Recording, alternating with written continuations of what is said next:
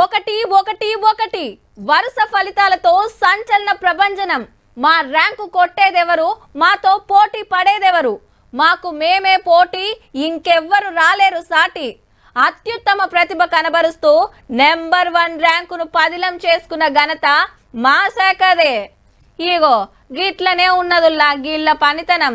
Running race లో ఎందరున్నా అందరికంటే ముందు మేమే అంటున్నారు. మళ్ళా అవినీతిలో ఫస్ట్ ర్యాంక్ ఎవరిదో ఎరికేనా?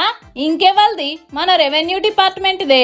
కులం సర్టిఫికెట్ల కాంచి వ్యవసాయ భూముల రిజిస్ట్రేషన్ల దాకా ఏ పని కావాలన్నా తేర్రి తేర్రి అని గుంజుడాయే. దేనికెంత అని రేటు ఫిక్స్ చేస్తారు. 10% డిస్కౌంట్ ఇస్తే అదే మా భాగ్యం. అగో పుక్కట్ల చేయాల్సిన పనికి పైసలు ఎందుకని కానూన్లు మాట్లాడితే మోకాలు చిప్పెలు అరిగేదానిక తిరగాల్సిందే. మళ్ళా ఇంట్లో సెకండ్ ర్యాంకు మన పోలీసులది. స్టేషన్ బెయిల్ ఇస్తానికి, కేసులు మాఫీ చేస్తానికి, పంచాదులు తక్కువ చేస్తానికి మంచిగానే వసూలు చేస్తుర్రట.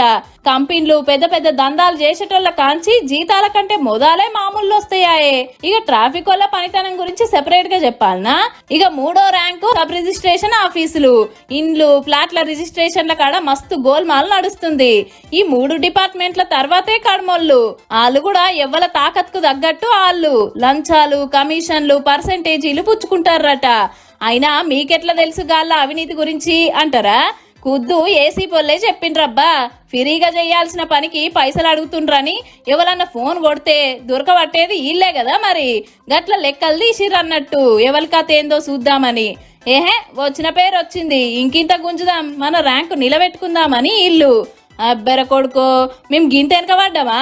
ఇక మా పతారేందో చూపిస్తామని కడమోళ్ళు ఎంతగా పడతారో పో.